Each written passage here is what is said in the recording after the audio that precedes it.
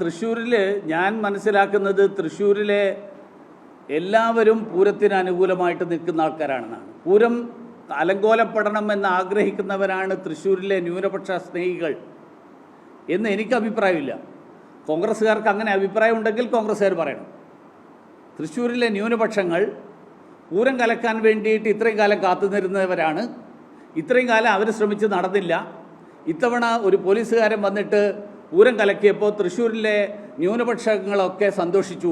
അതുകൊണ്ട് അവരെല്ലാവരും പൂരം കലക്കിയത് സുരേഷ് ഗോപിയാണ് എന്നെങ്ങനെയാണ് അപ്പോഴും മനസ്സിലാവുമെന്ന് എനിക്കറിയില്ല. പൂരം കലക്കിയത് കേരളത്തിലെ പോലീസാണ്.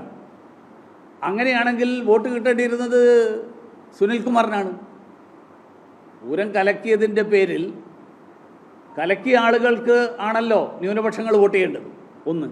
ഇനി രണ്ടാമത്തെ ഒരു കാര്യം, ഈ പൂരം കലക്കിയതിനെ പറ്റിയിട്ട് കേരള പോലീസ് ഒരു അന്വേഷണം നടത്തിയിട്ടുണ്ട് സംസ്ഥാന സർക്കാരിൻ്റെ നിർദ്ദേശപ്രകാരം. ആ കലക്കിയതിൻ്റെ റിപ്പോർട്ട് പുറത്തുവിടത്ത് എന്താ? അത് പുറത്തു വരട്ടെ, വിടട്ടെ. ആ പുറത്തു വന്ന റിപ്പോർട്ടിൽ ഏത് സാഹചര്യത്തിൽ ആരാണ് ഈ പൂരം കലക്കാൻ വേണ്ടിയിട്ട് നേതൃത്വം നൽകിയ ആളുകൾ, എന്തുകൊണ്ടാണ് ഇത് സംഭവിച്ചത് എന്ന് പുറത്തു വരും.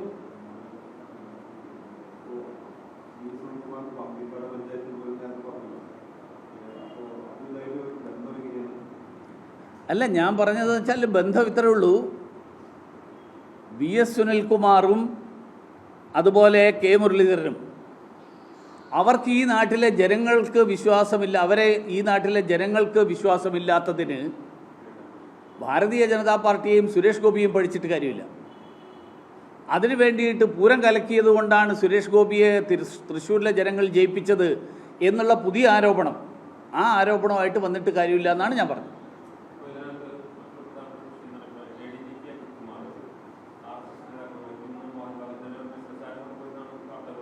മോഹൻ ഭാഗത്ത്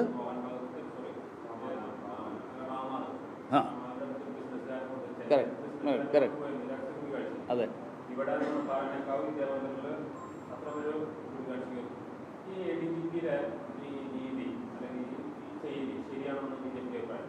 അല്ല, അത് എ ഡി ജി പി ആണ് തീരുമാനിക്കേണ്ടത്. ഒന്നാമത്തെ കാര്യം, എ ഡി ജി പി പോയത് എന്തുദ്ദേശത്തിലാണ്? എ ഡി ജി പി ഇപ്പോൾ ഈ വി ഡി സതീശൻ പറയുന്നത് പൂരം കലക്കാനുള്ള ഗൂഢാലോചനയുമായിട്ട് പിണറായി വിജയൻ്റെ സന്ദേശവാഹകനായി A D G P RSS നേതാവിനെ കാണാൻ പോയി. ഇതിൽ ഉത്തരം പറയാവുന്ന മൂന്നാളുകളാണ്. ഒന്ന്, ആദ്യമായിട്ട് ഉത്തരം പറയാൻ പറ്റുന്ന ഒരാൾ മുഖ്യമന്ത്രി പിണറായി വിജയൻ. അദ്ദേഹം എ ഡി ജി പിയെ അദ്ദേഹത്തിൻ്റെ സന്ദേശവാഹകനായിട്ട് പറഞ്ഞയച്ചിട്ടുണ്ടോ? അദ്ദേഹം അയച്ചിട്ടുണ്ടെങ്കിൽ അദ്ദേഹം പറയണം. അദ്ദേഹത്തിൻ്റെ സന്ദേശവാഹകനായിട്ടാണ് ഈ എ ഡി ജി പി പോയത്. രണ്ട്, അജിത് കുമാർ പറയണം. എ ഡി ജി പി പറയണം എന്ത് കാരണത്താലാണ്, എന്ത് ഉദ്ദേശത്തിലാണ് എ ഡി ജി പി കാണാൻ പോയത്. മൂന്ന്, RSS പറയും. RSS ആണ് അക്കാര്യത്തിൽ പറയേണ്ടത്. എന്തിനാണ് അജിത് കുമാർ വന്നത്? കാരണം RSS എന്ന് പറയുന്ന പ്രസ്ഥാനം, RSS എന്ന് പറയുന്ന പ്രസ്ഥാനത്തിൻ്റെ നേതാക്കന്മാരുമായിട്ട് ഞാൻ ഈ വിഷയം ചർച്ച ചെയ്തിരുന്നു. അവരെല്ലാ കാലത്തും എടുത്തിട്ടുള്ള നിലപാടാണ് ഇത്തവണയും എടുത്തത്. അവർ പറഞ്ഞത് RSSനെതിരായിട്ട് RSS രൂപീകരിച്ച കാലം തൊട്ട്, അല്ലെങ്കിൽ 1947 തൊട്ടൊക്കെ ധാരാളം ആരോപണങ്ങൾ ഉയർന്നു വന്നിട്ടുണ്ട്. ആ ആരോപണങ്ങളെ RSS നേരിട്ടിട്ടുണ്ട്. RSSൻ്റേതായിട്ടുള്ള രീതിയിൽ ആ ആരോപണങ്ങളെ നേരിട്ട് ജനങ്ങളുടെ വിശ്വാസം ആർജിച്ചുകൊണ്ടാണ് RSS ഇന്ന് വലിയൊരു മഹാപ്രസ്ഥാനമായിട്ട് വളർന്നു വന്നിട്ടുള്ളത്. അതുകൊണ്ട് RSSനെതിരായിട്ട് ഇത്തരത്തിലുള്ള വ്യാജ ആരോപണങ്ങളും പലതരത്തിലുള്ള ദുരാരോപണങ്ങളും വരുമ്പോൾ അതിനെയെല്ലാം പ്രതിരോധിക്കാനുള്ള വക്താവായിട്ട് ബി ജെ പിയുടെ നേതാക്കന്മാർ ഇപ്പോൾ വരണ്ട. കാരണം ബി ജെ പിയുടെ നേതാക്കന്മാരെ ആരെയും RSS വക്താക്കളായിട്ട് നിശ്ചയിച്ചിട്ടില്ല. RSSന് തന്നെ വക്താവുണ്ട്. RSS അതുകൊണ്ട് RSSൻ്റെ വക്താവ് വിശദീകരിക്കും, RSSൻ്റെ ഭാരവാഹികൾ വിശദീകരിക്കും. അതുകൊണ്ട് എനിക്ക് നിങ്ങളോട് അഭ്യർത്ഥിക്കാനും നിർദ്ദേശിക്കാനുള്ളത്, നിങ്ങൾ നേരിട്ട് RSSൻ്റെ നേതാക്കന്മാരോട് സംസാരിക്കണം. അവർക്കാണ് ADGP വന്നത് എന്തിനാണ്, വന്നത് ഉദ്ദേശം എന്തായിരുന്നു, അവർക്ക് പറയാൻ പറ്റുന്ന അവർ പറയും. അതുകൊണ്ട് ആ കാര്യത്തിൽ മറുപടി പറയേണ്ട ആൾ ഞാനല്ല.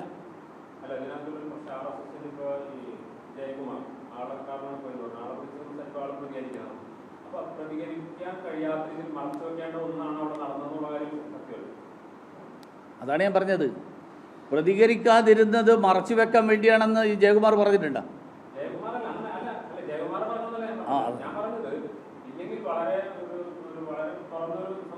അല്ല, അത് നിങ്ങളാരെങ്കിലും ചോദിച്ചല്ലേ പറയാൻ പറ്റുള്ളവർ. ചോദിച്ചാൽ അവർ പറയും.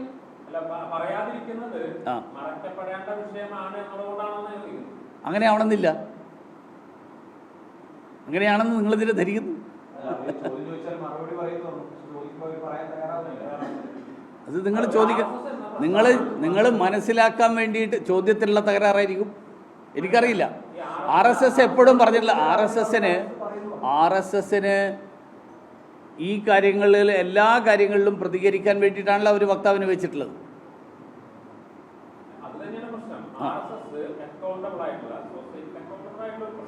അതെ.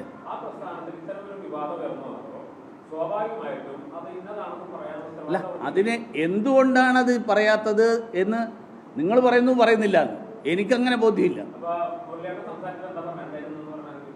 ആര്? അതെ. അല്ല, RSS നേതാക്കന്മാർ പറഞ്ഞത് ഞങ്ങളുടെ കാര്യം മറുപടി പറയേണ്ട ഉത്തരവാദിത്വം BJPയുടെ നേതാക്കന്മാരെ ആരെയും ചുമതലപ്പെടുത്തിയിട്ടില്ല. അതുകൊണ്ട് ഞങ്ങൾക്കെതിരായിട്ട് ഉയർന്നു വരുന്ന ആരോപണങ്ങൾ വേണ്ട സമയത്ത് ഞങ്ങൾ പ്രതികരിച്ചോളാം. അല്ല, അത് അവരാണല്ലോ പറയേണ്ടത്. ഞാനിപ്പോൾ പറഞ്ഞു കഴിഞ്ഞാൽ അവരുടെ വക്താവായിട്ട് ഞാൻ പറയലല്ലോ. അതുകൊണ്ടല്ലേ ഞാൻ പറഞ്ഞു. അല്ല, ഇതിനേക്കാൾ എളുപ്പമല്ലേ മുഖ്യമന്ത്രി ആഴ്ചക്കാഴ്ചക്ക് നിങ്ങളെ 1 മണിക്കൂർ ഇരുന്നിട്ട് നിങ്ങളോട് പ്രസംഗിക്കുന്നില്ലേ? ആ കാര്യത്തിൽ ആ സമയത്ത് നിങ്ങൾ ആരെങ്കിലും ചോദിച്ചോ ഇത്?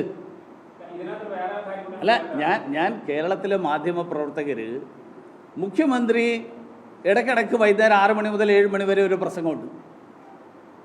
ചിലപ്പോൾ 4 മണി മുതൽ 4:45 വരെ ഒരു പ്രസംഗമുണ്ട്. ആ പ്രസംഗം കഴിയുമ്പോൾ മുഖ്യമന്ത്രി ഈ ADGPയെ നിങ്ങൾ അയച്ചതാണോ എന്നൊരു വാക്ക് ചോദിച്ചൂടെ? ഒരു ചോദ്യം ചോദിച്ചൂടെ? അതെന്താ ചോദിക്കാത്ത? എളുപ്പം. ജനാധിപത്യ സംവിധാനത്തിൽ ജനങ്ങളുടെ ഭരണാധികാരിയായിട്ട് നിൽക്കുന്ന ആൾ, ജനങ്ങളോട് ഉത്തരം പറയാൻ ബാധ്യസ്ഥരായിട്ടുള്ള ആൾ, ആ ആൾ തന്നെ ഉത്തരം പറയുന്നില്ലെങ്കിൽ പിന്നെ നാഗ്പൂരിലിരിക്കുന്ന RSSന്റെ നേതാവിനെ പോയിട്ട് അന്വേഷിക്കണ്ടല്ലോ. ആ, 2 DGPമാര് എനിക്കറിയില്ല.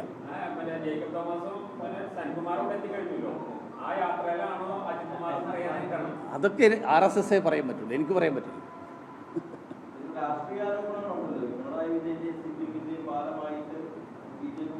അല്ല, കാരണം ഇതിൽ വളരെ കൃത്യമായിട്ട് പറഞ്ഞിട്ടുള്ളത് എന്താ?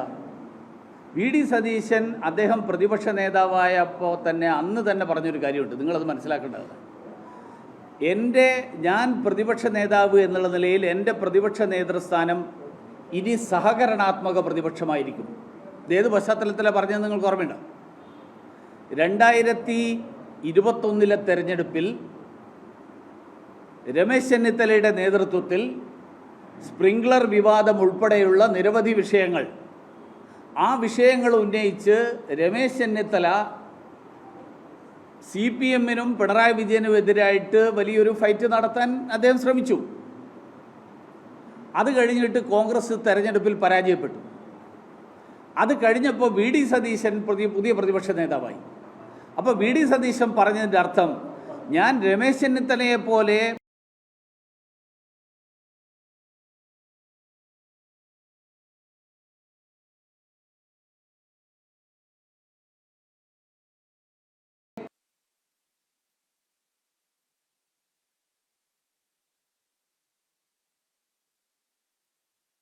കോൺക്ലേവിൽ നേരിട്ട് ചോദിച്ച ചോദ്യമാണ്. നിങ്ങളുടെ പ്രതിപക്ഷ നേതാവ് തന്നെ പറഞ്ഞിട്ടുള്ളത് സഹകരണാത്മക പ്രതിപക്ഷമാണെന്നാണ്. അദ്ദേഹം മറുപടി പറഞ്ഞു, പക്ഷേ അത് അദ്ദേഹത്തിന് തന്നെ ഞാൻ പറഞ്ഞ കാര്യം ശരിയാണ് എന്ന് ബോധ്യമായെന്നാണ് എനിക്ക് ആ മറുപടി കേട്ടപ്പോൾ തോന്നിയത്. അതുകൊണ്ട് പിണറായി വിജയൻ്റെ കൂട്ടത്തിൽ നിന്നിട്ട് തൽക്കാലം ഇപ്പോൾ ഈ അൻവർ നടത്തിയ ശ്രമം എന്താ? ഹേമ കമ്മിറ്റിയുടെ ശുപാർശകളും അതിനെക്കുറിച്ചുള്ള ചർച്ചകളും സജീവമായിട്ട് നിൽക്കുന്ന ഘട്ടത്തിൽ പുതിയ വെളിപ്പെടുത്തൽ അൻവർ വന്നു. അതോടുകൂടി നിങ്ങളെല്ലാവരും ചർച്ച ചെയ്യുന്നത് ഹേമ കമ്മിറ്റി മാറിയിട്ട് അൻവറിൻ്റെ വെളിപ്പെടുത്തലായി. അൻവറിൻ്റെ വെളിപ്പെടുത്തലിൽ കസ്റ്റഡി മരണം, തട്ടിക്കൊണ്ടുപോയി കൊലപ്പെടുത്തൽ, സ്വർണ്ണക്കടത്ത്, ഈ സ്വർണം പിടിക്കാനുള്ള ഒരധികാരവും കേരളത്തിലെ പോലീസിനില്ല. പോലീസിന് അനധികൃതമായിട്ട് കടത്തിക്കൊണ്ടുവരുന്ന സ്വർണം പിടിക്കേണ്ട ഉത്തരവാദിത്തം കസ്റ്റംസിൻ്റെതാണ്. പോലീസ് ഓടിച്ചിട്ട് പിടിക്കുന്നു, എന്നിട്ട് പിടിച്ച ആൾക്കാരെ അനധികൃത കേന്ദ്രത്തിൽ കൊണ്ടുപോകുന്നു, അവിടെ വെച്ച് പീഡിപ്പിക്കുന്നു, അതിലൊരാൾ കൊല്ലപ്പെട്ടു. ഈ സംഭവങ്ങളൊക്കെ പുറത്തു വരുമ്പോൾ അതെല്ലാം മാറ്റി വെച്ചിട്ട് RSSുമായിട്ടുള്ള ചർച്ച എന്ന് പറയുന്ന ഒരു വിഷയം കൊണ്ടുവരുന്നത് തന്നെ യഥാർത്ഥ വിഷയത്തിൽ നിന്ന് ശ്രദ്ധ തിരിക്കല്. അത് പിണറായി വിജയനെ സഹായിക്കല.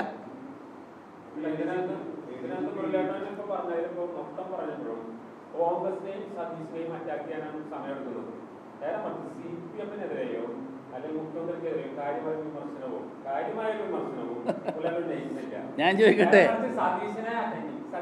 സതീശനാണല്ലോ, അല്ലല്ലല്ല, സതീശനെതിരായിട്ടല്ല, പിണറായിക്കെതിരായിട്ടുള്ള ആരോപണങ്ങളിൽ നിന്ന് വഴിതിരിച്ചു വിടാൻ സതീശൻ ശ്രമിക്കുന്നു എന്ന് പറഞ്ഞാൽ ഒന്നാം പ്രതി പിണറായി, രണ്ടാം പ്രതി സതീശനാണെന്നല്ലേ പറഞ്ഞതിൻ്റെ അർത്ഥം? അത്ര നിങ്ങൾക്ക് മനസ്സിലാവില്ലേ? അല്ലെങ്കിൽ പിണറായി കുറ്റാരോപിതനായിട്ട് നിൽക്കുമ്പോൾ പിണറായിയെ രക്ഷപ്പെടുത്താൻ ഒരാൾ ശ്രമിക്കുന്നതിനെ തുറന്നു കാട്ടാൻ ശ്രമിക്കുമ്പോൾ പിണറായിയെ കുറ്റവിമുക്തനാക്കിയിട്ടല്ല ഞാനത് ശ്രമിക്കുന്നത്. പിണറായി കുറ്റാരോപിതനാണ്, പിണറായിക്കെതിരായിട്ടാണ് ഇത് മുഴുവൻ സാഹചര്യങ്ങളും. കാരണം കേരളത്തിലെ പോലീസ് അനധികൃതമായിട്ട് ഫോൺ ചോർത്തൽ നടത്തുന്നു. ഇപ്പോൾ ഒരു ചാനലിൽ പുറത്തുവിട്ട പറയുന്നത് സുജിത് ദാസിൻ്റെ നിർദ്ദേശപ്രകാരം ഒരു സൈബർ ഉദ്യോഗസ്ഥൻ വെളിപ്പെടുത്തിയെന്നാണ് പറയുന്നത്, ഞാൻ ഫോൺ ചോർത്തിയെന്ന്. കാരണം ഫോൺ ചോർത്തൽ ഗുരുതരമായിട്ടുള്ള രാജ്യസുരക്ഷയെ ബാധിക്കുന്ന കുറ്റകൃത്യങ്ങൾ നടന്നു കഴിഞ്ഞാൽ കേന്ദ്ര ആഭ്യന്തര വകുപ്പിൻ്റെ നിർദ്ദേശപ്രകാരം മാത്രം നടത്താവുന്ന ഒരു അന്വേഷണത്തിൻ്റെ ഭാഗമാണ്. ആ അന്വേഷണം നടത്തുന്നതിന് പകരം, ആ രീതിയിൽ കാര്യങ്ങൾ പോകുന്നതിന് പകരം ഓരോ ഉദ്യോഗസ്ഥൻ അയാളുടെ സ്വന്തം നിലയിൽ ചോർത്തുന്നു. ഒരു സോഫ്റ്റ്വെയർ ഉപയോഗിച്ച് ഒരു ഭരണകക്ഷി MLA ചോർത്തുന്നു. മുഖ്യമന്ത്രി ഇതുവരെ ഒന്നും ചെയ്തിട്ടില്ല. പിന്നെ മുഖ്യമന്ത്രിക്കെതിരായിട്ട് എന്ത് ചെയ്യും എന്നുള്ള കാര്യത്തിൽ, മുഖ്യമന്ത്രിക്കെതിരായിട്ട് എൻ്റെ നിലപാട് എന്താണെന്നുള്ള കാര്യത്തിൽ കഴിഞ്ഞ കാലങ്ങളിൽ എൻ്റെ നിലപാടുകൾ നിങ്ങൾ എടുത്തു നോക്കിക്കഴിഞ്ഞാൽ മനസ്സിലാകും. ഈ വിഷയത്തിലും വരുന്ന ഏതാനും ദിവസങ്ങൾക്കുള്ളിൽ നിങ്ങൾക്ക് മനസ്സിലാകും.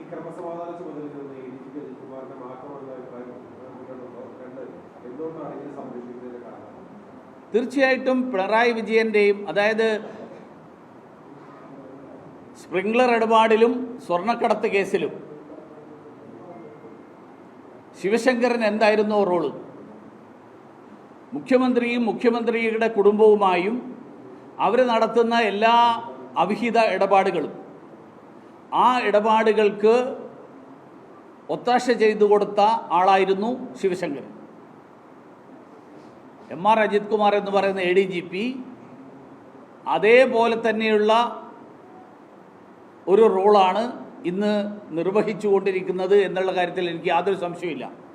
അതുകൊണ്ടാണല്ലോ ഒരു ആത്മകഥ എഴുതാൻ അനുവാദം വാങ്ങിയില്ല എന്നുള്ള പേര് പറഞ്ഞ് ജേക്കബ് തോമസിനെ 2.5 കൊല്ലക്കാലമാണ് ഈ സർക്കാർ സസ്പെൻഡ് ചെയ്ത് നിർത്തിയത്.